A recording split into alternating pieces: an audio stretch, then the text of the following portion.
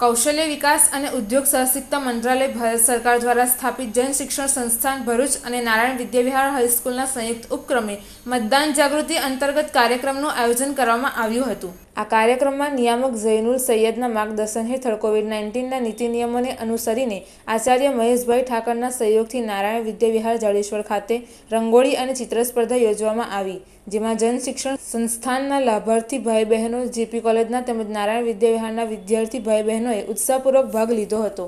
કાર્યક્રમમાં મતદાન જાગૃતિને લગતી રંગોળી અને ચિત્ર સ્પર્ધા યોજી મતાધિકાર સાક્ષરતા આકર્ષક અને રસપ્રદ પ્રવૃત્તિઓ કરીને તથા પ્રત્યક્ષ અનુભવથી પરંતુ તટસ્થ તેમજ રાજકારણથી અલ્પિત રહીને ભારતના નાગરિકોના દરેક વ્યૂહ જૂથોમાં ચૂંટણી અંગે સમજ વધુ મતદાર તરીકે નોંધણી કરાવવાની, મતનું મહત્વ સમજ, વિશ્વાસપૂર્વક સરળતાથી નૈતિક ધોરણે મતદાન કરવું અને કરાવવું, સમગ્ર ચૂંટણી પ્રક્રિયાની જાણકારી આપવામાં આવી હતી.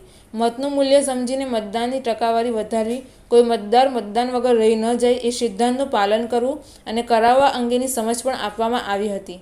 મતદાનમાં વપરાતા ઈવીએમ અને વીવીપેટનો ઉપયોગ કેવી રીતે કરવો તે બાબતને સમાવવામાં આવી હતી. વોટ બાબતે પણ ચર્ચા વિચારણા કરીને લોકપ્રતિનિધિ ચૂંટવાની સંપૂર્ણ સમજ આપવામાં આવી હતી.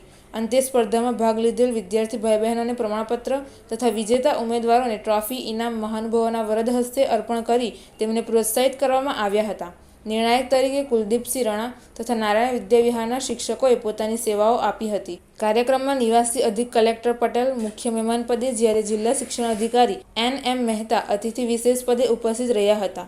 જન શિક્ષણ સંસ્થાનમાંથી નોડલ અધિકારી શીતલબેન, રિસોર્સ પર્સન ગીતાબેન સોલંકી, કૃષ્ણાબેન કઠોલિયા તથા અન્ય સ્ટાફગણ હાજર રહીને કાર્યક્રમને સફળ બનાવ્યો હતો.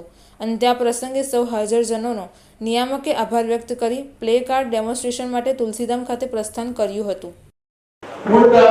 આ કાર્યક્રમ કરવાનો હેતુ એ હોય છે કે સમાજના તમામ પ્રકારના લોકો, તમામ પ્રકારના મતદારો, તમામ પ્રકારના યુવા મતદારોને આપણે જાગૃત કરીએ, એમને મતદાન પ્રત્યે પ્રેરીએ અને જે આપણા ઇલેક્શનના જે આપણા હક્કો છે, આપણી ફરજો છે એને આપણે સહજ નિભાવીએ અને આપણે વહન કરીએ. એના માટે આપણે આ કાર્યક્રમોનું આયોજન કરીએ છીએ. આ કાર્યક્રમ આપણે જે કરી શક્યા એના માટે હું આચાર્ય શ્રી મહેશભાઈ ઠાકર સાહેબનો ખૂબ આભારી છું કે જેમના કારણે આપણે આ ખૂબ ઝડપથી એક જ દિવસની તૈયારીમાં આપ સૌના સાથ સહકારથી ખૂબ સારી રીતે કાર્યક્રમ આપણે યોજ્યો. જન શિક્ષણ સંસ્થાન, JP arts and science college અને નારાયણ વિદ્યાવિહારના વિદ્યાર્થીઓએ જે રીતે ઉત્સાહપૂર્વક ભાગ લીધો તેના માટે હું ખૂબ આભારી છું સૌનો. આપણે વોટર અવેરનેસ માટે જે તમામે જે પ્રયત્ન કર્યો એ સર્વે તમામને આપણે અભિનંદન છે કે કેમ કે ખરેખર એમણે ખૂબ જ મહેનતથી કામગીરી કરી, દિલથી કામગીરી કરી છે. ને આ રીતે જે મતદાન વધુ થાય, લોકશાહીમાં મતદાન એ આપણો મુખ્ય પાયો છે.